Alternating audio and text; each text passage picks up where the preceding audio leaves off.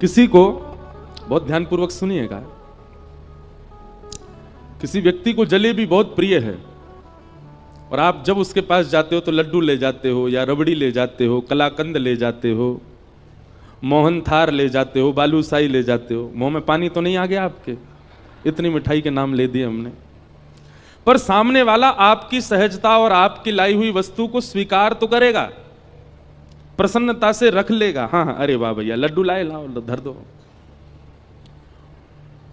लेकिन यदि उसकी प्रिय वस्तु आप लेकर के जाएंगे तो वो रखेगा नहीं, तुरंत खोल करके उसको चख लेगा।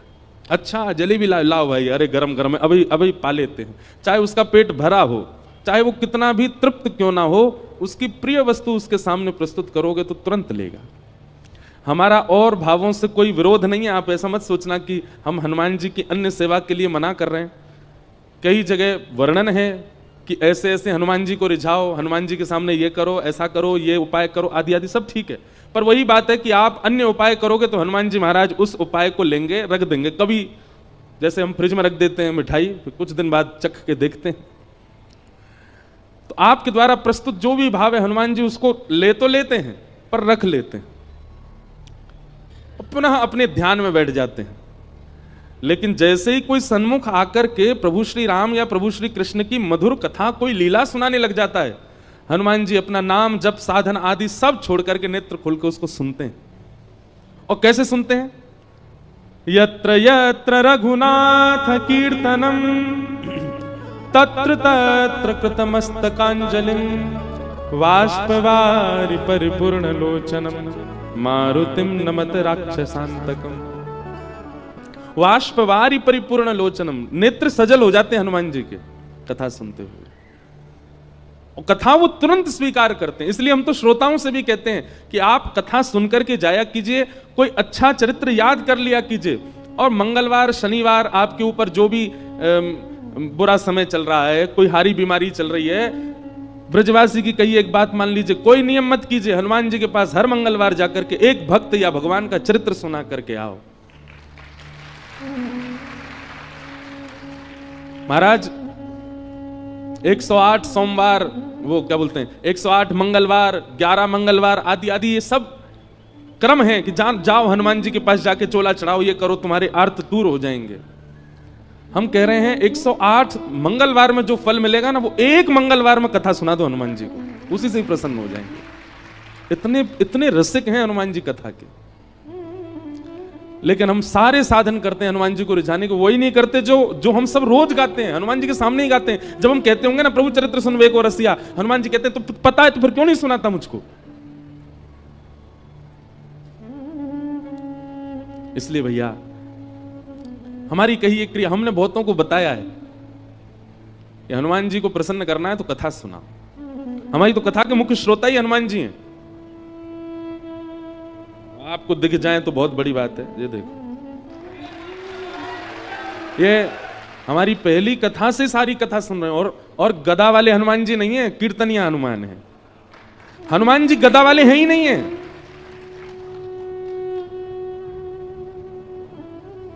गदा पर अगर दृष्टि जा रही है तो इसका मतलब आप हनुमान जी का प्रभाव देख रहे हो। हनुमान जी का अगर स्वभाव खोजो, हनुमान जी के हृदय में झांक करके देखो, तो हनुमान जी गदा तो उठाते ही नहीं है, बहुत कम। वह उठाई थी राम रावण युद्ध में, उसके बाद हनुमान जी गदा साइड में रखी रहती है। हनुमान जी के हाथ में तो करताल रहते हैं, कीर्तन करते हैं। हनुमान जी के हाथ में तो वीणा रहती है, हनुमान जी वीणा बजाते हैं। चारुलता सखी के स्वरूप में निकुंज में जब राम जी जाते हैं तो रात भर वीणा सुना करके राम जी को सुलाने की सेवा है हनुमान जी की, वीणा बजाते हैं। पर हमको लगता है कि ये रौद्र हैं, ये भयानक हैं, ये आर्तों को नष्ट करना जानते हैं। 24 घंटा केवल वीर आसन में बैठ करके और हमारे दुख दारिद्रों को दूर करना ही इनका काम है। नहीं, हनुमान जी नहीं दुख दारिद्र दूर करते, अपने गणों को भेज देते हैं, जाओ इसका कंटक काट के आओ। हनुमान जी तो 24 घंटा कथा में रहते। वो तो कथा से जब हम 21 पेशी 11 पेशी 108 पेशियां करते हैं हनुमान जी की, तो हनुमान जी क्या कहते हैं? ए भाई गणों, इसके पीछे जाओ, बहुत पीछे पड़ रहा है मेरे, जाओ इसके आगे सब कंटक काट के आओ। हनुमान जी थोड़ी आते हैं। हनुमान जी किसकी रक्षा के लिए आते हैं? जो कथा सुनाता उसकी रक्षा करने हनुमान जी आते हैं। अरे भैया ये हमारे व्यास जी हैं, ये हमको कथा सुनाते हैं, इनके भाव सुन के हमको प्रसन्नता होती है, इनकी रक्षा तो हम करेंगे। इसलिए हमारी प्रार्थना है, पंचमुखी हनुमान मंदिर के प्रांगण में कथा हो रही है, आप श्रोताओं को एक ही काम करना है, 7 दिन के इस कथा प्रसंग में कुछ भाव, कुछ लीला, कुछ प्रसंग जो आपको भा जाए उसको याद कीजिए, उसको स्मरण कर लीजिए। वैसे तो यहां बैठ करके तो हनुमान जी पूरी कथा सुन ही रहे हैं, पर आपके क्षेत्र में भी जो हनुमान जी का मंदिर हो वहां जाइएगा और एकांत में दूर बैठ करके श्री हनुमान जी से नेत्र मिल रहे हो, भीड़ बहुत ज्यादा हो तो चिंतन कर लो हनुमान जी का, वो कथा सुना। हजारों लाखों की भीड़ मंदिर में होगी, लेकिन हनुमान जी आपके सामने ही बैठे होंगे क्योंकि आप कथा सुना रहे हैं। तो आपसे हमारी प्रार्थना है, हनुमान जी को कथा जरूर सुनाया करो। गोस्वामी तुलसीदास जी को राम जी मिले ही हनुमान जी की वजह से, और हनुमान जी मिले कथा की वजह से। सबको कथा पता ही है, गोस्वामी तुलसीदास जी एक वृक्ष में रोज जल डालते थे अपने नित्य क्रम में, तो उस जल पर कोई ब्रह्म प्रेत रहता था।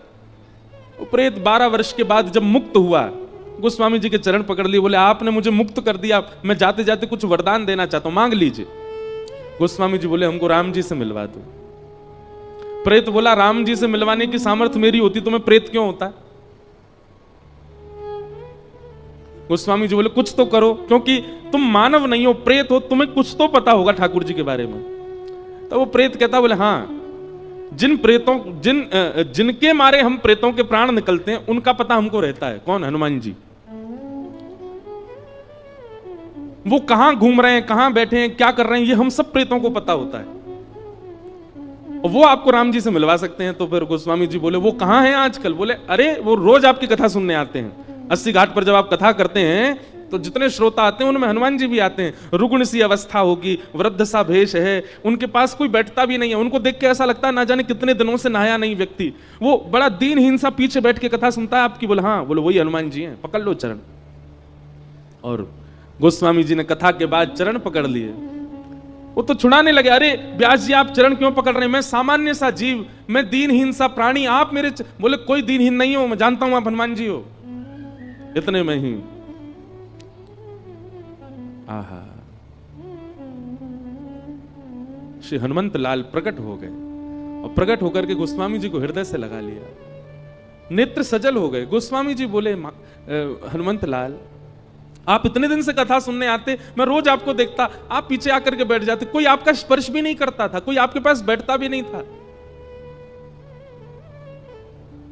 हनुमान जी कहते कथा सुनने की विधा यही होनी चाहिए। अपने आप को पुजवाने के लिए या सब मुझे देखें इस भावना से जो कथा में आता वो कथा सुन ही नहीं सकता। कथा तो वही सुन सकता है जो अपनी प्रभुता त्याग करके आवे, अपने रूप को बदल करके कथा में आवे, और जहां स्थान मिले चुपचाप बैठ करके प्रसंग सुने। ये कथा का स्वरूप होता है। अब मैं इस रूप में आऊं तो मुझे कथा कौन सुनने देगा, सब मेरे पांव पकड़ लेंगे, इसलिए मैं रूप बदल करके आता। गोस्वामी जी आपने बड़ी सुंदर सुंदर कथाएं सुनाई, मैं तो नित्य सुनता हूं आपको, आज आप दक्षिणा ले लीजिए, हमने कथा सुनी है आपसे, कोई दक्षिणा बताइए। बोले दक्षिणा में केवल राम जी दे दो हमको, ये बता दो राम जी कहां मिलेंगे। तब हनुमान जी ने पता बताया, बोले चित्रकूट जाइए, और श्री चित्रकूट में आपको रघुनाथ जी के दर्शन होंगे। तो भैया हनुमान जी केवल संकट हरण नहीं है, हनुमान जी केवल पीड़ा निवृत्ति करने वाले नहीं है, हनुमान जी केवल हमारे आर्तों को दूर करना जानते हैं, यही उनका काम नहीं है। ये सब तो उनके गण करते हैं, हनुमान जी नहीं करते। हनुमान जी तो केवल कथा के रसिया हैं, कथा श्रवण करते हैं। हनुमान जी जैसा भावुक कोई देव नहीं, हनुमान जी जैसा दयालु कोई देव नहीं। हमने समझा भले ही उनको बहुत रौद्र रूप में है, पर उन जैसा कोई कोमल नहीं है। सबको कथा पता है, लंका सिया सुध लेने जब जाना था, सारे बानर उछल रहे थे, हम जाएंगे हम जाएंगे, हनुमान जी पीछे बैठे चुपचाप, उनको पता ही नहीं है कि मुझ में बल क्या है। एक बात याद रखिएगा, जो वैष्णव होता है, जो भक्त होता है, वो अपने गुण को ज्यादा प्रकाशित नहीं करता। जैसे किसी के अंदर कोई गुण होता है ना, वो उस गुण को इतना प्रकाशित कर देता है कि उसके चेहरे पर ही वो दिखने लग जाता है, इसमें ये गुण होगा। जैसे किसी के पास धन बहुत है, धनवान है, तो स्वरूप ही ऐसा बना के घूमेगा कि देखने वालों को पता चल जाए धनवान है। कपड़े कैसे, एक सरवट नहीं आ जाए उस पर, सीधे रखेगा, बैठेगा तो अदब से बैठेगा, गले में 2-4 जंजीर पहन के रहेगा सोने की, हाथों में इतनी सारी अंगूठी, छोटी छोटी से काम नहीं चलता, बड़ी बड़ी पहनेगा। फोन जेब में रख सकता लेकिन हाथ में ही रखेगा, सबको पता चले 2 लाख का फोन है मेरा। जूता चप्पल ऐसी टिमटिमा रहे होंगे उसके कि मानो जैसे कोई तारे चमक रहे हों। तो वो अपने स्वरूप से ही बता देता है कि मैं धनवान हूं। ऐसे ही धनवान व्यक्ति अपना स्वरूप बता देता है। बलवान व्यक्ति, कपड़ा फटे जा रहे हैं, निकल रहे हैं महाराज, यहां से हाथ निकल रहा है, यहां से छाती निकली जा रही है, चले तो हाथ यूं। हमारे साथ बेचारे 2 भैया हैं, ये तो बढ़िया हैं ना। पर बलवान व्यक्ति अपने रूप से ही दिखा देता है कि मैं बलवान हूं। अच्छा, ज्ञानी व्यक्ति भी अपने रूप से बता देता है कि मैं ज्ञानी हूं। त्रिपुंड लगा करके घूमेगा, गले में कम से कम 2-4 रुद्राक्ष की मालाएं पड़ी होंगी, कानों में भी रुद्राक्ष ही लटक रहे होंगे, और यहां त्रिपुंड, यहां त्रिपुंड, यहां त्रिपुंड, यहां त्रिपुंड। चले तो ग्रंथ हाथ में लेकर के, बैठे तो खड़ाऊं पहन के चट चट करता चले। बस पहनता तो मैं भी हूं, पर मैं स्वरूप से ज्ञानी दिखूंगा नहीं, हूं भी नहीं। गुरुदेव की उच्छिष्ट जो कृपा प्रसादी वही दे रहे हैं। पर कोई प्रचंड ज्ञानी हो, उसके रूप से पता चल जाता है वो ज्ञानी है, कोई भैया संभल के इसके सामने। पर वैष्णव जो होता है ना, वो विपरीत होता है। वो अपने समस्त गुणों को अंतर्मुख कर लेता है, अपने सारे गुणों को ऐसा कर देता है कि सामने वाले को ये लगे कि ये तो सामान्य है, ये तो कोई साधारण व्यक्ति है, इसको ज्यादा कुछ पता नहीं है। ये वैष्णव का गुण है। हनुमान जी ऐसे ही हैं। हनुमान जी ने हम सबको जो दिखा रखा है, एक प्रकार से हमको बहकावे में डाल रखा है कि भाई मेरी गदा देखो, मेरा रूप देखो, मेरा बल देखो, आदि आदि।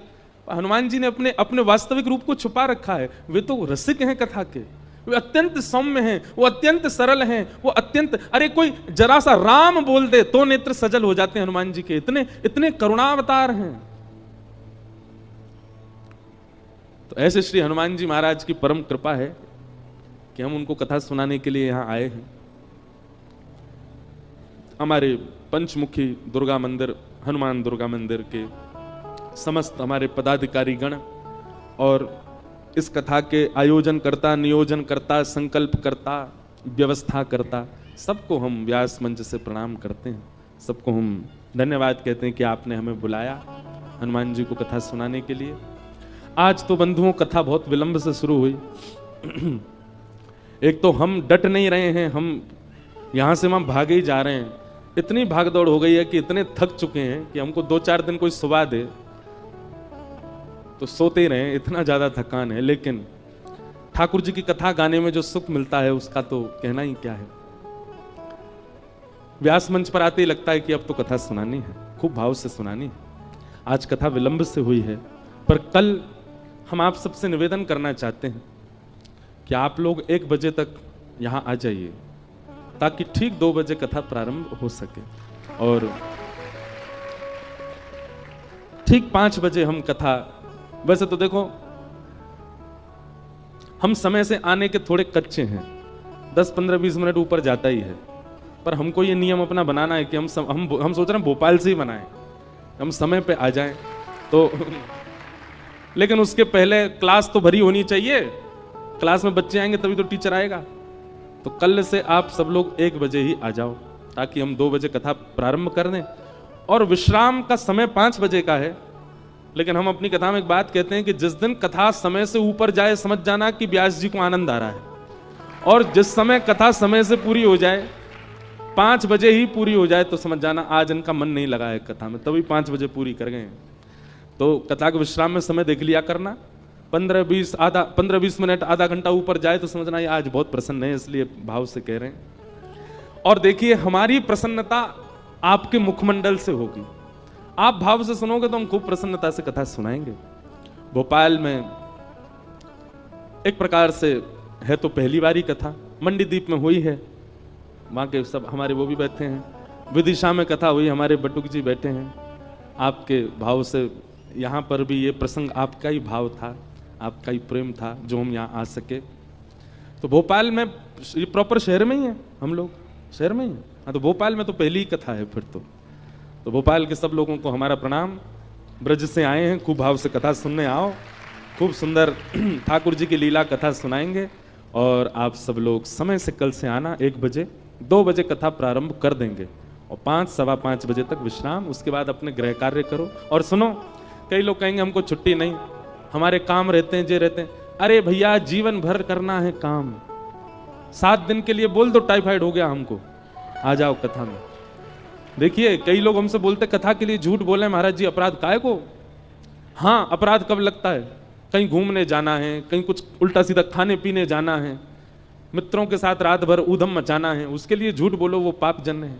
लेकिन ठाकुर जी की कथा सुनने के लिए अगर झूठ बोलना पड़े तो उसमें कोई दोष नहीं है। भाव से कौन सा रोज रोज कथा होती है? कभी कभी होती है, इतना बड़े। और देखो, कार्तिक मास, ये महीना सामान्य नहीं है। ठाकुर जी कहते हैं मेरी प्राप्ति यदि करनी है तो या तो 3 वर्ष बाद पुरुषोत्तम मास का प्रतीक्षा करो, या हर वर्ष आने वाले कार्तिक मास को सफल बना लो। ये कार्तिक मास का प्रारंभ ही है। अभी कल से ही तो प्रारंभ हुआ कार्तिक मास, आज दूसरा दिन है। मेरे लिए भी, मेरा तो हर दिन ही कार्तिक है, हर दिन ही कथा हो रही है हमारी तो। लेकिन आप सब लोगों के लिए सौभाग्य है कि कार्तिक मास में कथा हो रही है। हम नियम भी बताएंगे कल कि आप लोगों को क्या क्या कार्तिक मास में करना चाहिए। तो बड़े प्रेम और भाव से आप सब पधारे। आज प्रथम दिवस है कथा का। हम महात्म्य की चर्चा थोड़ी देर करेंगे और कल से बिल्कुल ठीक 2 बजे कथा प्रारंभ होगी। बोलो वृंदावन बिहारी लाल की जय। सच्चिदानंद रूपाय विश्वोत्पत्त्यादि हेतवे तापत्रय विनाशाय श्री कृष्णाय वयं नमः। यं प्रव्रजन्तमनुपेत अपेत कृत्यं द्वैपायनो विरह कातरया जुहाव पुत्रेति तन्मयतया तर्वोऽभिनेदु तं सर्वभूत हृदयं मुनिमानतोऽस्मि। कल कोई एक व्यवस्था अगर कर सकें, हमको क्या है, सूर्य सामने से है ना, तो श्रोताओं के चेहरे कम दिख रहे हैं। तो कल ऐसा कुछ प्रकाश, वैसे लाइट लगी है थोड़ी सी, ऐसी कुछ लगे कि सब दिखें, या फिर ये सामने से कुछ पर्दा आ जाए तो थोड़े कम हमको दिखें। आप सबके मुखमंडल से ही कथा निकलती है, आगे वाले तो दिख रहे हैं, अब पीछे वाले हमको बहुत कम दिख रहे हैं। इसलिए कुछ ऐसी व्यवस्था हो सके, नहीं हो तो कोई दिक्कत नहीं, पर कल से हो जाए तो और अच्छा। वैसे कल से 2 बजे से कथा होगी तो सूर्य तो ऊपर होंगे, हो सकता है उस समय ठीक रहे माहौल, बाकी हो जाए तो अच्छा। श्रीमद् भागवत का महात्म, महात्म यानी कि महत्व। बंधुओं, एक बात बहुत ध्यान से सुनिए। सत भगवान को कहा जाता है। सत यानी सत्य। ठाकुर जी का स्वरूप सत्य है।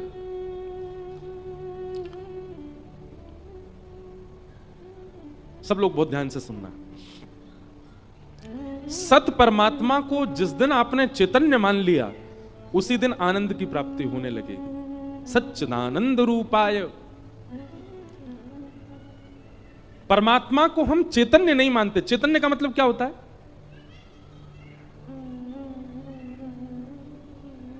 चैतन्य मतलब जैसे मैं चैतन्य हूं। ये 2 एसी क्यों लगाए मंच पर? क्योंकि सुनाने वाला जो व्यास है वो जड़ नहीं है, वो चैतन्य है। भोजन क्यों पवाया जाता है? क्योंकि हम जड़ नहीं है, हम चैतन्य हैं। हमारे लिए व्यवस्था क्यों की जाती है? मानव अपने लिए व्यवस्था क्यों करता है? क्योंकि वो जड़ नहीं है, वो चैतन्य है। पर मृत्यु के बाद उसी व्यक्ति को निष्ठुर चिता पर सुला दिया जाता है। उसी के परिवार के लोग सुलाते हैं। जो डल्लब के गद्दे पर सुलाते थे वही उसको चिता पर सुला देते हैं। क्यों? उनको उस समय दया नहीं आती, क्योंकि उनके मन में यह भावना आ जाती है कि अब यह जड़ हो चुका है, अब इसको पीड़ा नहीं है। तो इसका मतलब मुझे चैतन्य बनाने वाला कौन था? मेरे भीतर विराजमान जो चैतन्य आत्मा है, उससे मैं चैतन्य था। शरीर तो जीवित अवस्था में भी वही है, मृतक अवस्था में भी वही है, तो फिर इतना भेद कैसे हो जाता है? हमारे भीतर जो जीवात्मा है वो हमारे रूप को चैतन्य बनाती है, और वो जीवात्मा ही परमात्मा का स्वरूप है। तो जो पूर्ण चैतन्य है, जिसकी उपस्थिति से हम चैतन्य हो जाते हैं, उसको हम मंदिर में भी चैतन्य ही माने। आप ठाकुर जी को पाषाण मत समझा कीजिए। एक बार एक घर में किसी की मृत्यु हो गई, सब घर के लोग रो रहे थे। किसी साधु ने जाकर के कहा, भाई तुम क्यों रो रहे हो? तो बच्चे ने कहा, मेरे पिताजी चले गए। एक कन्या ने कहा, मेरा पति चला गया। वृद्ध लोग बोले, मेरा बेटा चला गया। एक ही व्यक्ति गया है, पर सबके अलग अलग संबंध थे। तो साधु ने कहा कि कहां चला गया? बोले, हम सबको छोड़ के चला गया। बोले, वही तो पूछ रहा हूं, कहां चला गया? बोले, भगवान के पास। अच्छा, कैसा था? बोले, छोटी सी आंख थी, बड़े बड़े बाल थे, मोटा सा शरीर था, गोरा चिट्टा था। साधु बोले, ये जो सामने पड़ा है यही तो नहीं है? बोले, है तो यही। तो बोले, तो तुम्हारे सामने, फिर रो क्यों रहे हो? बोले, ये सामने है, पर इसके भीतर जो था वो चला गया। साधु ने कहा, भीतर जो था उसको तुमने देखा था कभी? घर के लोग बोले, नहीं, उसको तो हमने देखा नहीं। तो फिर तुम रो क्यों रहे हो? जिसके लिए तुम रो रहे हो वो तुम्हारे सामने पड़ा है, पर इससे तुम्हारा संबंध नहीं है, तुम्हारा भीतर वाले से संबंध। भीतर वाला तुमने कभी देखा नहीं, फिर रो क्यों रहे हो? वास्तविकता यही है बंधुओं, किसी की मृत्यु पर हम रुदन उस व्यक्ति के लिए नहीं करते, बल्कि हमारी आत्मा इसलिए रोती है कि हमने पूरा जीवन इसके साथ निकाला, लेकिन हम वास्तविकता ये नहीं समझ पाए कि ये हमारा था ही नहीं। हमारा तो वो था जो उसके भीतर था, और इसके भीतर कौन था? परमात्मा, ईश्वर। ये व्यक्ति हमारा नहीं था, तो होता हमारा तो कभी नहीं जाता। इसलिए भैया, ठाकुर जी को जड़वत मत मानिए। ठाकुर जी चैतन्य हैं, परम सत्य ही चैतन्य मान लेंगे, उसी दिन से आनंद आने लगेगा। सच्चिदानंद रूपाय, भगवान के 3 रूप हैं, सत्य, चैतन्य और आनंद। इसलिए सबसे पहला ठाकुर जी के प्रति सत्य भाव रखो कि ये यही पूर्ण सत्य है और कोई सत्य नहीं है संसार में। दूसरी भावना, ठाकुर जी के प्रति चैतन्य रखो। ठाकुर जी चैतन्य हैं, जड़ नहीं है। उनको भी सर्दी का अनुभव होता होगा, उनको भी ग्रीष्म का अनुभव होता होगा, उनको भी भूख प्यास लगती है। वैसे तो वो परम तत्व है, उनको किसी की आवश्यकता नहीं, पर हमारी भावना उनके प्रति ऐसी होनी चाहिए।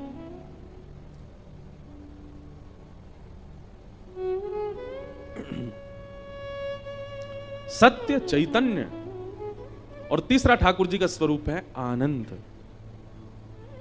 हमारे गुरुदेव कहते हैं, जब तक सत्य और चैतन्य बुद्धि हमारे अंदर नहीं आएगी ठाकुर जी के प्रति, तब तक सेवा में, भजन में, भक्ति में, कथा में आनंद आ ही नहीं सकता। मीराबाई को क्यों आनंद आता था? सूरदास को क्यों आनंद आता था? श्रीमद चैतन्य महाप्रभु को क्यों आनंद आता था? क्योंकि वो ठाकुर जी को चैतन्य मानते थे, कभी जड़ नहीं माना। कितने श्रोता कथा में ऐसे आते हैं, कथा को शब्द नहीं समझते, कथा को केवल वाक्य नहीं समझते, वो जीवंत एक लीला देखते हैं कथा सुनते सुनते, और तभी उनको आनंद आता है कथा में। तो भगवान के 3 स्वरूप पहले अपने अंदर लाइए। सबसे पहला, ठाकुर जी को सत्य मानिए, ये परम सत्य है। और परम सत्य कब स्थापित होता है? जब परम विश्वास हो कि हां यही परम सत्य है, बाकी सब संसार में मिथ्या है, ये परम सत्य है। सबसे पहली बात। दूसरी बात, ये चैतन्य है, जड़ नहीं है। ये मूर्ति के रूप में मुझे दिख रहे हैं, ये आभास करा रहे हैं मूर्ति के भाव से, पर ये है नहीं। कभी आपने बचपन में वो खेल खेला था, विष अमृत खेला है? अब आपके यहां कुछ और बोलते हो तो पता नहीं। मध्य प्रदेश में एक तो भाषा बड़ी, कुछ चीजें बदल जाती हैं। विष अमृत ही बोलते हैं यहां पे, हैं? विष अमृत बोलते हैं, क्या बोलते हैं? बरमपाल, बर्फ पानी। अरे वाह, बर्फ पानी खेला है? हाँ, ये आ गया सबको।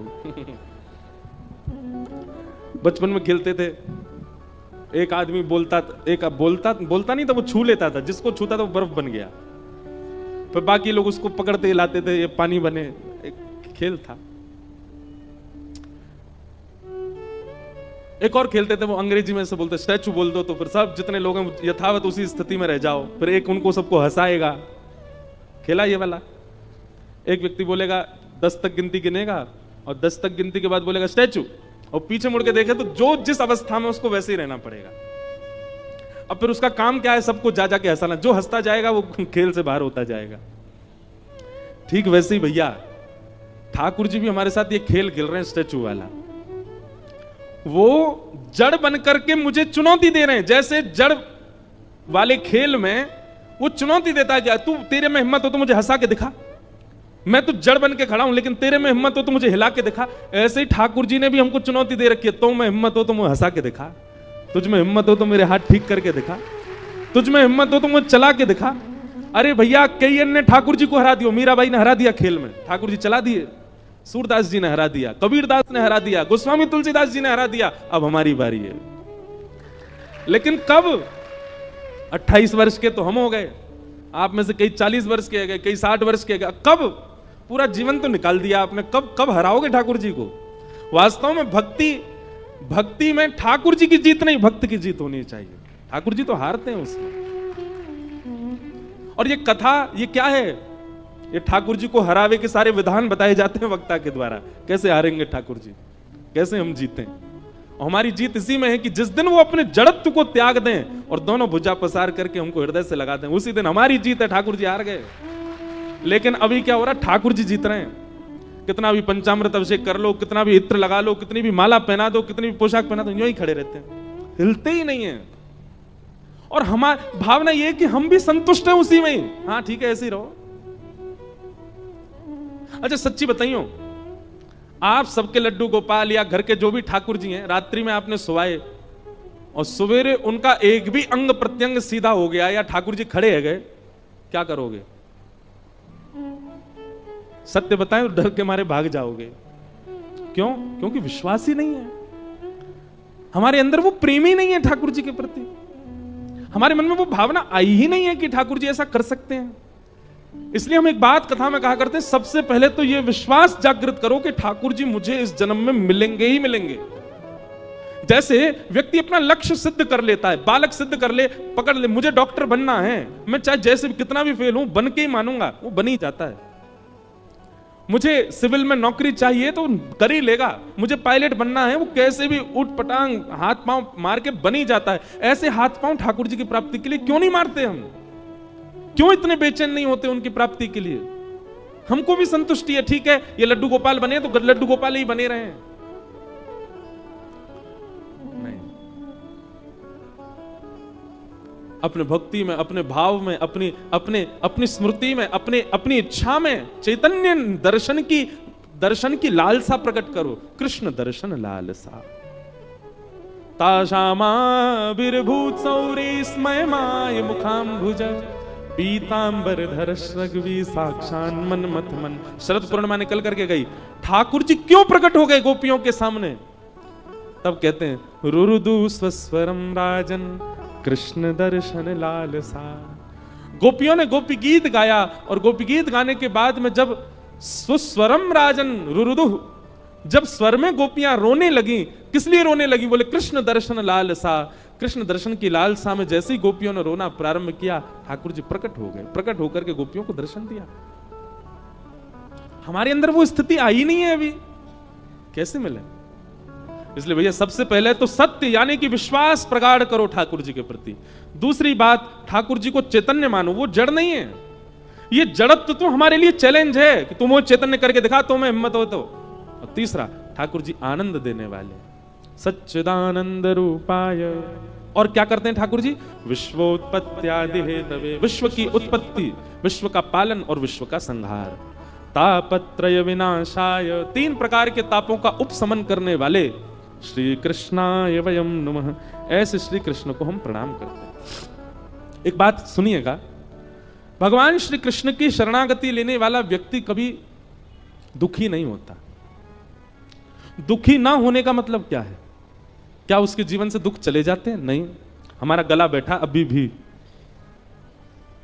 हमको जुकाम हो रहा है अभी भी, कभी कभी बुखार भी आ जाता है, इतना रेस्टलेस हो गया है अभी, भाग दौड़ कुछ भी हो जा रहा है। तो इसका मतलब ये तो नहीं कि हमारे जीवन से दुख चला गया हो। लेकिन हम यहां बैठ करके कथा सुना रहे हैं, आपके सामने बोल रहे हैं, क्यों? क्योंकि कृष्ण वैष्णव के जीवन में दुख तो आता है, पर वो उसको ज्यादा अपने ऊपर हावी नहीं होने देता, उसको ज्यादा अपने ऊपर प्रभावित नहीं होने देता।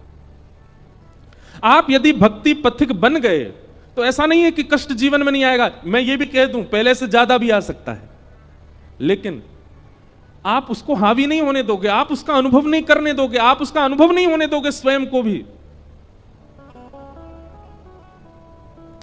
बहुत प्यारा भाव है। ब्रज के नंद लाला, राधा जी के सांवरिया, सब दुख दूर हुए जब तेरा नाम लिया।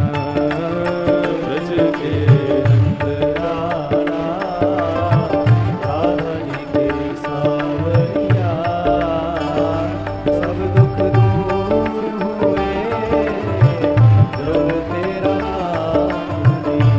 ओ ब्रज के नंद लाला, राधा जी के सांवरिया, सब दुख दूर हुए जब तेरा नाम लिया।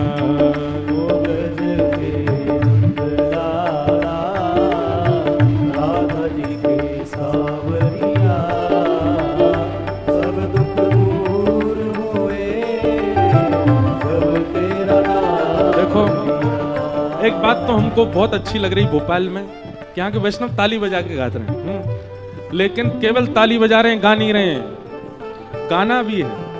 अभी तो बड़े सुंदर सुंदर पद आएंगे, भाव आएंगे कथा में, इसलिए गाना भी है। एक बात लिख लीजिएगा, ठाकुर जी को वही पा सकता है जो गाना जानता हो। जिसने भी पाया गा के ही पाया, चाहे किसी का नाम उठा लीजिए आप, एक नाम मुझे आप ऐसा नहीं बता सकते जिसने ठाकुर जी को बिना गाए पा लिया हो। और गाने का मतलब स्वर की बात नहीं है, गाने का मतलब राग की बात नहीं है, गाने का मतलब अनुराग की बात है, भाव की बात है। इसलिए बिल्कुल निसंकोच होकर के ऊंचे स्वर में नेत्र बंद करके जो शब्द कहे जा रहे हैं वो गाइए। हे ब्रज के नंद लाला, राधा जी के सांवरिया, सब दुख दूर हुए जब तेरा नाम लिया।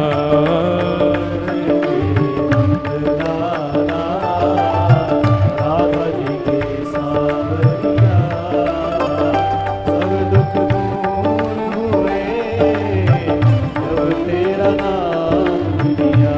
ओ सब दुख दूर हुए जब तेरा नाम लिया।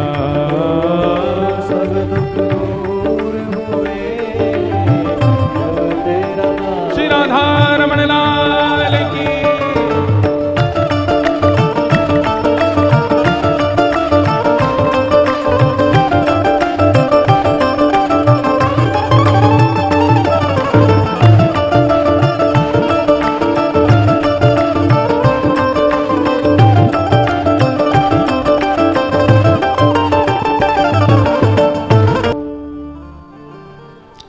ब्रज के नंद लाला, राधा जी के सांवरिया, सब दुख दूर हुए जब तेरा नाम लिया। सब दुख दूर हुए जब तेरा नाम लिया। सब दुख दूर हुए जब तेरा नाम लिया। सब दुख दूर हुए जब तेरा नाम। तो तापत्रय विनाशाय, ठाकुर जी के आश्रय में आने वाले व्यक्ति के जीवन में कष्ट आते हैं पर उसको अनुभव नहीं होते, वो उसके चित्त पर इतने हावी नहीं होते, वो उसके बुद्धि को इतना इतना इतना मजबूत कर चुका होता है हरि नाम कि फिर आर्तों से लड़ना सीख जाता है।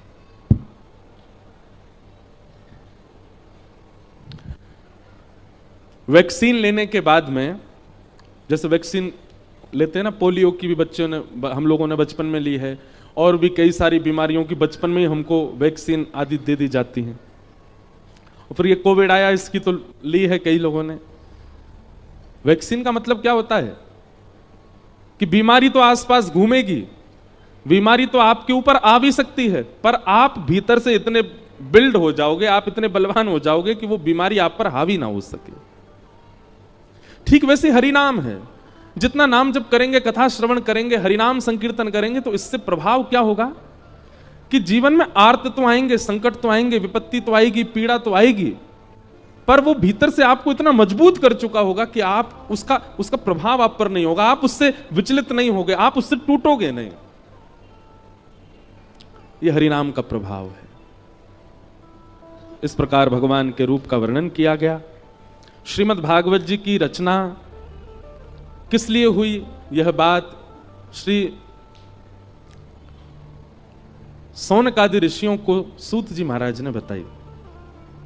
नारद जी महाराज पृथ्वी पर भ्रमण करते करते जब वृंदावन गए, तो वृंदावन में उन्होंने ज्ञान वैराग्य को वृद्धावस्था में देखा, और उनकी मां भक्ति को उन्होंने युवावस्था में देखा। बहुत ध्यान से सुनो, थोड़ी देर और महात्मा हम पूरा कर रहे हैं, फिर कथा को विराम देंगे। आज कलश यात्रा भी रही, और कई लोग मेरे ख्याल से 1 बजे से ही बैठे थे कि 2 बजे से कथा प्रारंभ होगी। बहुत विलंब तो हो गया है, पर कल से कथा 1 बजे ही शुरू होगी। थोड़ी देर और श्रवण करो बिल्कुल शांति से। तो नारद जी महाराज ने जब देखा कि भक्ति महारानी युवा और उसके पुत्र ज्ञान वैराग्य वृद्ध हो चुके हैं, तब ज्ञान वैराग्य की वृद्धावस्था को दूर करने के लिए उन्होंने उपाय पूछा। कोई नहीं बता पाया। तब बद्रीनाथ में गए तो वहां सनक सनंदन सनातन सनत कुमारों ने कहा, एक ही उपाय है ज्ञान और वैराग्य के वृद्धावस्था को दूर करने का। क्या? सत्कर्म सूचको नूनम ज्ञान यज्ञ स्मृतो बुधै श्रीमद्भागवतालाप सतु गीत सुखादिभिः। श्रीमद् भागवत की कथा कराओ। बंधुओं, लिख लीजिएगा, 7 दिन के अंदर आपके भीतर ज्ञान उत्पन्न होना चाहिए। ज्ञान उत्पन्न होने का मतलब आपको बहुत नॉलेज हो जाए ना। विवेक बुद्धि को कहते हैं ज्ञान। विवेक बुद्धि का मतलब क्या होता है? सही और गलत की पहचान। एक बात बहुत ध्यान से सुनो कि कथा सुनने वाला व्यक्ति असमंजस में ज्यादा नहीं रहता। असमंजस समझते हैं? कंफ्यूजन। आध्यात्मिक व्यक्ति, भक्ति पथिक व्यक्ति, कथा सुनने वाला व्यक्ति वो कंफ्यूजन में नहीं रहता। उसको क्या करना है, वो निर्णयात्मक बुद्धि स्पष्ट हो जाती है। वो स्पष्ट रहता है, ये करना है, ये नहीं करना, उसको स्पष्ट है। 2 प्रकार के लोग होते हैं स्पष्ट। एक तो जिद्दी होते हैं। हर घर में एक व्यक्ति ऐसा होता है, उसको कितना भी मना करो, जो नहीं करना नहीं करना नहीं करना, नहीं नहीं नहीं मुझे तो यही करना है। वो जिद्दी है। सब जानते हैं कि ये मार्ग गलत है, फिर भी जिद कर रहा है। वो जिद्दी एक अलग विषय हो जाता है। वो एक प्रकार से तामसी व्यक्ति है। आध्यात्मिक व्यक्ति जो होता है वो उस मार्ग को चुनेगा जिससे उसका और उसके संग रहने वाले सबका कल्याण हो, और उसमें उसको असमंजस नहीं होती, कंफ्यूजन में नहीं रहता, कंक्लूजन में रहता है, स्पष्टीकरण में रहता है। आध्यात्मिक व्यक्ति कभी फंसता नहीं अपनी विचारधारा में, उसको पता है मुझे क्या करना है।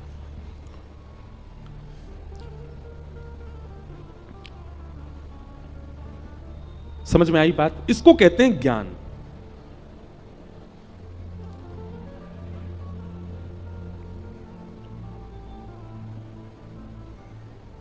ज्ञान का मतलब बहुत जानकारियां इकट्ठी करना नहीं होता।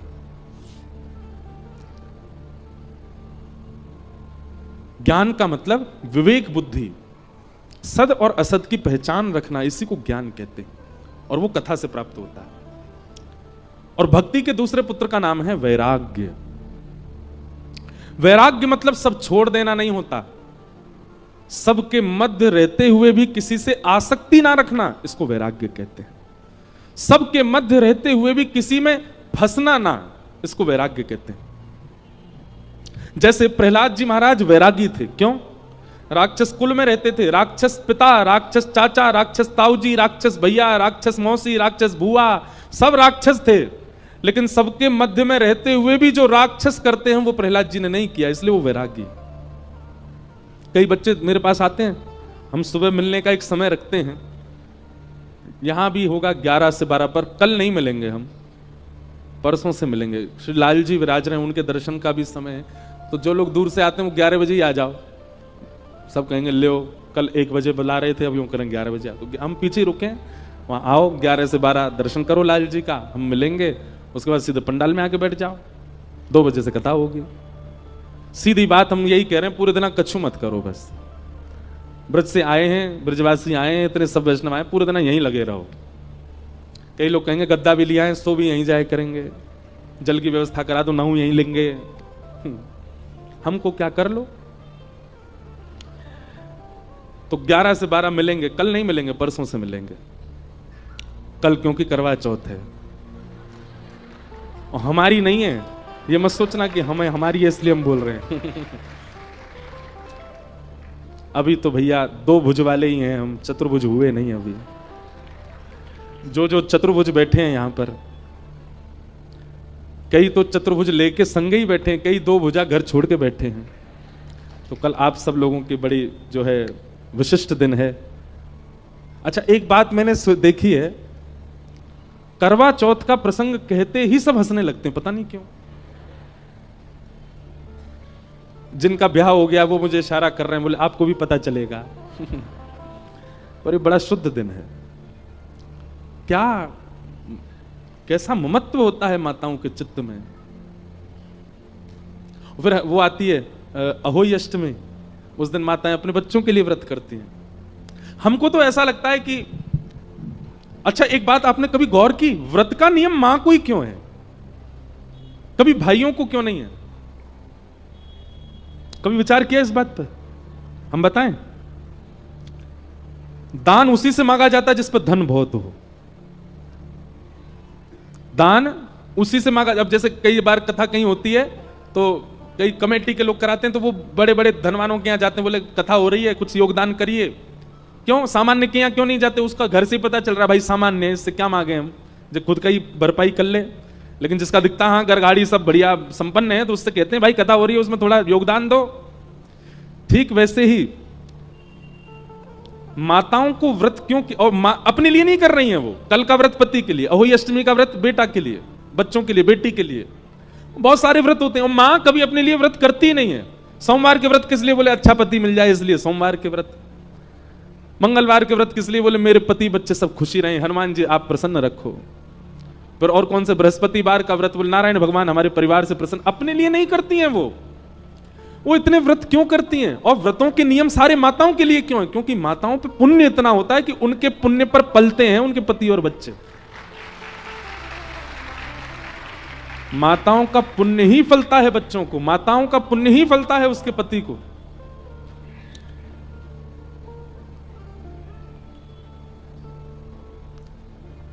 जिस घर में माताओं का बहुत सम्मान होता है उस घर में बालक जन्म नहीं लेते, देवताओं के अंश आते हैं।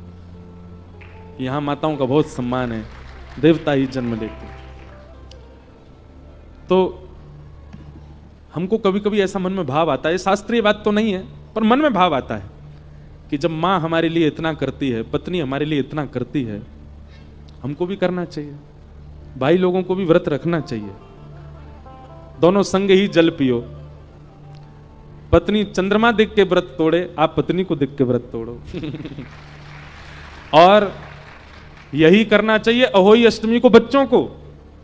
और बच्चे तब जब थोड़े युवा हो गए हों, 18 वर्ष के हो गए हों, उनको भी कुछ नहीं खाना पीना चाहिए। अपनी मां के लिए व्रत करो, उनकी दीर्घ आयु के लिए व्रत करो।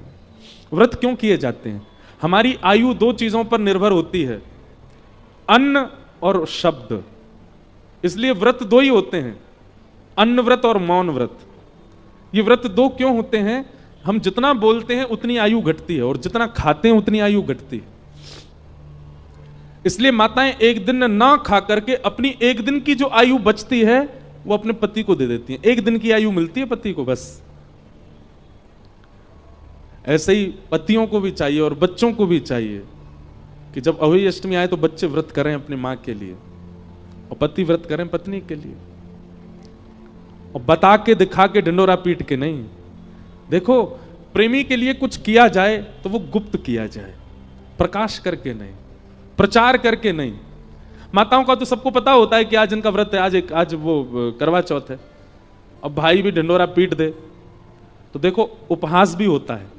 अगर भाई का व्रत है तो फिर उसके मित्रगण उसका उपहास करेंगे, घर वाले भी, अच्छा तूने भी व्रत रखा है, इसमें बुराई क्या है, अच्छा ही तो है। केवल सारे भार माताओं को क्यों? वो बात अलग है कि उन पर पुण्य इतना है इसलिए उनको कहा जाता है तुम एक दिन मत पाओ, तुम्हारी वजह से पति को मिले, पर पति को भी व्रत रखना चाहिए। माताओं के व्रत रखने से पति की आयु बढ़ेगी और पति के व्रत रखने से प्रेम बढ़ेगा।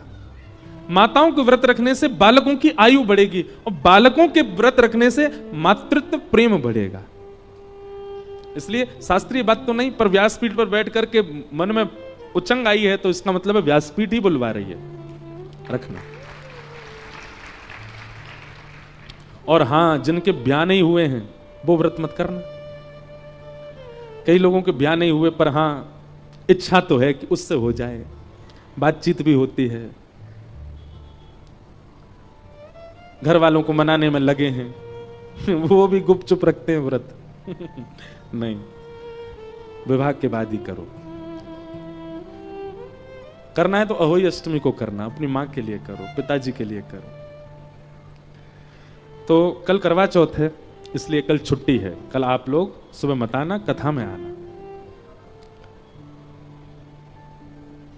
बाकी हम परसों से मिलेंगे 11 से 12, लाल जी के दर्शन भी होंगे, उसके बाद फिर यहां कथा होगी। तो थोड़ी देर में महात्मा पूरा कर देते हैं। ज्ञान का मतलब समझ गए किसको कहते हैं? यह विवेक उत्पन्न हो जाना, क्या सही है क्या गलत है, मेरे लिए, मेरे अपनों के लिए, समाज के लिए, यह बुद्धि विवेक प्रकट होना। अच्छा एक बात बताएं, पता सबको होता है कि क्या सही है क्या गलत है, पर उस सही गलत पर अमल करना, सही है ये रास्ता फिर भी उसको नहीं अपना के गलत पर जाते हैं, यह भी गैर आध्यात्मिक व्यक्ति का लक्षण होता है। जो आध्यात्मिक नहीं होता ना, उसको पता है कि ये गलत रास्ता है, ये सही रास्ता है, वो फिर भी गलत पर चला जाता है। क्यों? आध्यात्मिकता ही, भगवान नाम ही, भगवत कथा ही हमको इतना बल देते हैं कि हम सही रास्ता देख के सही पर चलें। दुनिया में सबको पता होता है कि वो गलत क्या कर रहा है। ये बात भूल जाइए कि आपने अनजाने में किया ना, 0.1% ऐसा होता है कि कोई व्यक्ति अनजाने में कुछ गलत करे, सब जानबूझ करके गलत करते हैं। हमको पाप क्यों लगता है, हम नरक क्यों जाते हैं? यमराज यही तो कहते हैं, क्योंकि हमको पता था कि ये पाप है फिर भी हमने किया। कथा विवेक बुद्धि जागृत कर देती है और विवेक बुद्धि जागृति नहीं करती, जागृत करने के बाद सतमार्ग पर चलवाती भी है। उसको विवेक, उसको ज्ञान कहते हैं। और वैराग्य मतलब सबके मध्य रहते हुए भी किसी के प्रति आसक्ति ना होना, ये वैराग्य है। सब छोड़ देना उच्चतम वैराग्य नहीं है, सबके बीच रह के किसी के प्रति ममत्व ना होना, ये उच्चतम वैराग्य है। जैसे प्रहलाद, जिनका मैं उदाहरण दे रहा था, तो मैं ये बात कह रहा था, कई बच्चे आते हैं और बच्चे आकर के बोलते हैं महाराज जी हम कॉलेज में रहते हैं, हम यूनिवर्सिटी में रहते हैं, हम पीजी में रहते हैं, हम हॉस्टल में रहते हैं, वहां तो ये सब गंदा खाते हैं, बच्चे सब ऐसा करते हैं, ये करते हैं, हम कैसे बच्चे? भाई देखो, जब दृढ़ता आ जाती है ना चित्त में, आपको पूछना नहीं पड़ता, आप वो खाओगे ही नहीं जो आपके बस का नहीं है। मुझे भिंडी प्रिय नहीं है तो चाहे लाख भिंडी बनी हो मैं खाऊंगा, नमकीन से रोटी खा लेंगे लेकिन भिंडी नहीं खाएंगे। हमको करेला भी, करेला सब जगह का प्रिय नहीं, किसी किसी के हाथ का ही प्रिय है। थोड़ा कड़वा बनता है ना, कई लोग होते हैं वो कड़वा नहीं बनाते, अच्छा बना देते तो उनका करेला अच्छा लगता है। तो कड़वा अगर बना है तो मैं पाऊंगा ही नहीं। कभी कभी खीरा पाते हैं ना सलाद में, वो भी कड़वी होती है, तो कड़वा अगर खीरा आ गया तो आप छूते हैं उसको, नहीं छूते ना। तो फिर ये व्यसन और संसारी आकर्षण करने वाली जो वस्तु हैं, इनके प्रति हम इतनी सिंपैथी क्यों रखते हैं? कैसे बच्चे महाराज जी, सब तो करते हैं, हमको करना पड़ता है। फिर ऐसे नहीं, हर व्यक्ति के वश में होता है वस्तु का त्याग और वस्तु का स्वीकारीकरण।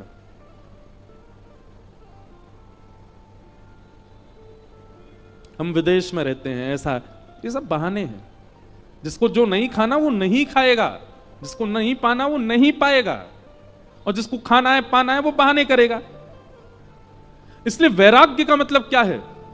सब वस्तुओं के बीच में रहते हुए भी उनके प्रति आसक्ति ना होना, यही वैराग्य है। और ये दोनों कथा हमको, कथा ही निपुण करती है इन दोनों में।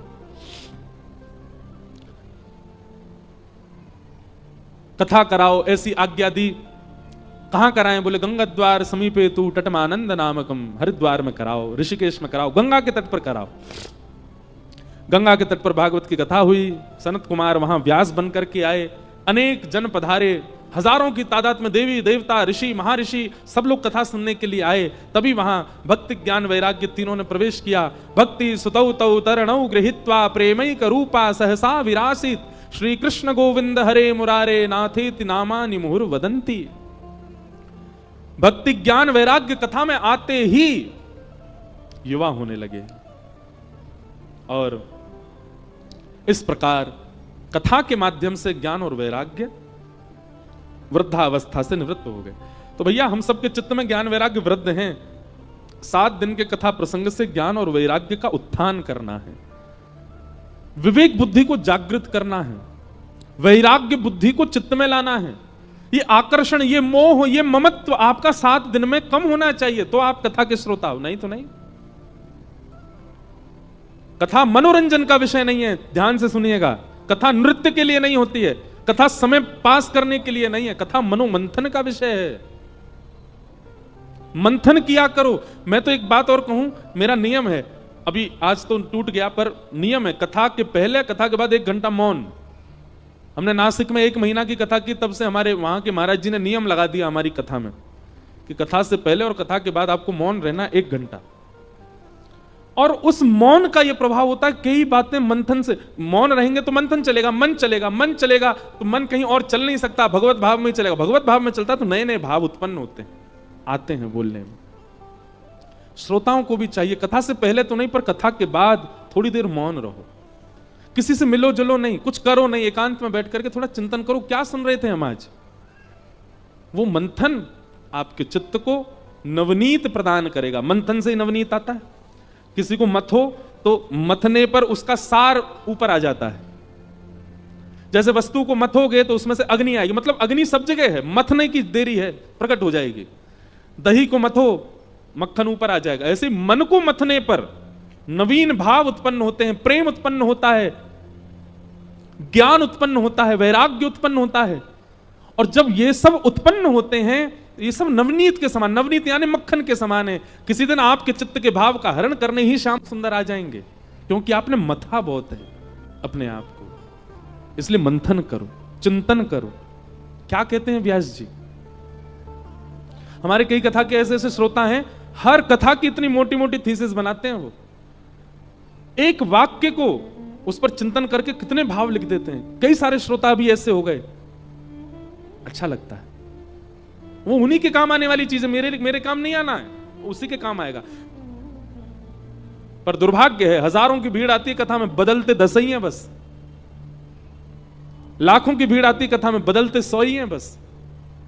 हमारे पिताजी कहते हैं भीड़ कितनी ये बड़ी बात नहीं, सुनने वाले कितने ये बड़ी बात है, समझने वाले कितने ये बड़ी बात है, बदलने वाले कितने ये बड़ी बात है। स्कूल में तो 4000 बच्चे पढ़ते हैं, पर IAS ऑफिसर 1 या 2 ही निकलते हैं। 4000 बच्चे एक साथ अटेंडेंस करते हैं स्कूल में, पर डॉक्टर 5 ही निकलते हैं। 4000 बच्चे जाते हैं स्कूल पर, कोई ऊंची श्रेष्ठ पदवी पर निकलने वाले उनमें से 5-6 ही होते हैं। 4000 बच्चे जाते हैं स्कूल, उन 4000 में से दूषित कर्म करने वाले, गलत खाने वाले, गलत पान करने वाले, उल्टे सीधे कामों में पड़ने वाले 400 निकलते हैं।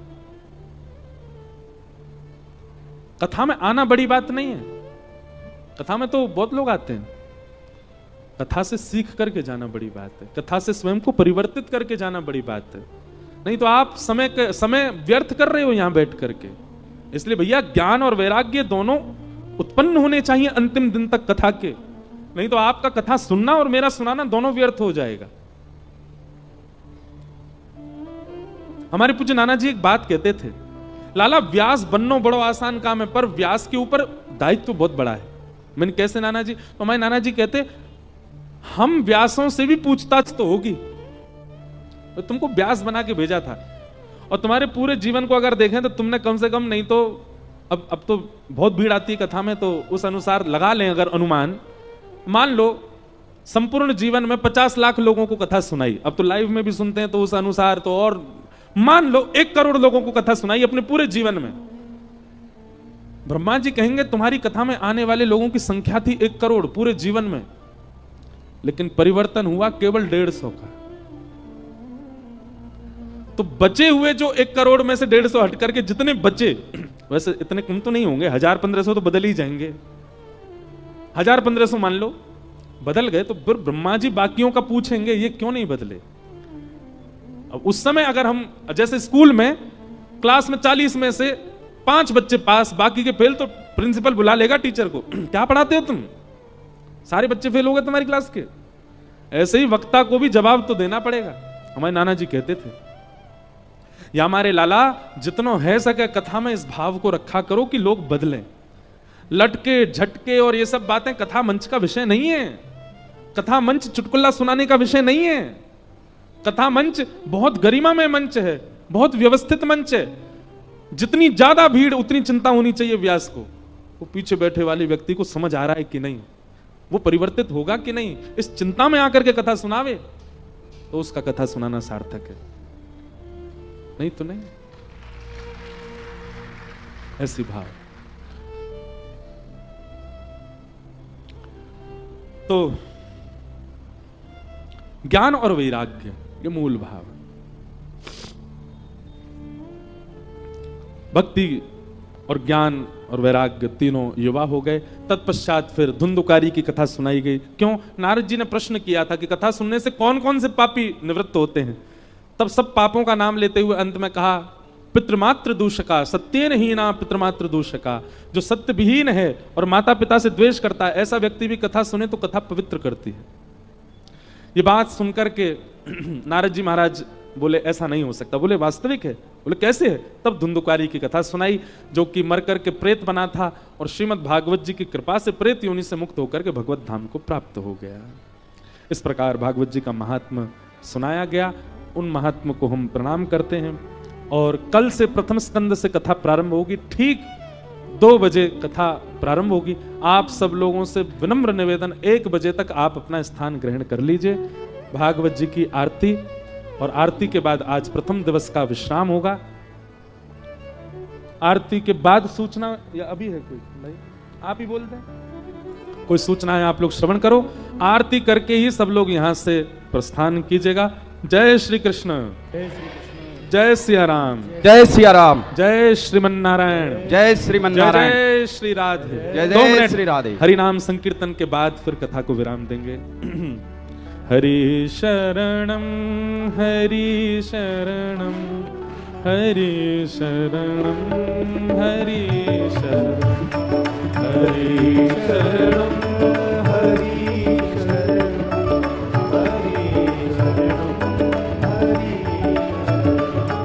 हरि शरणम, हरि शरणम, हरि शरणम, हरि शरणम, हरि शरणम,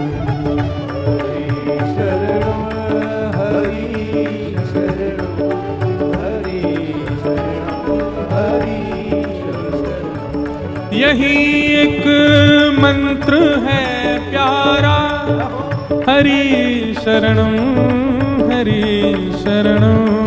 यही एक मंत्र है प्यारा, हरि शरणम, हरि शरणम। सभी मिल भाव से गाओ, हरि शरणम, हरि शरणम।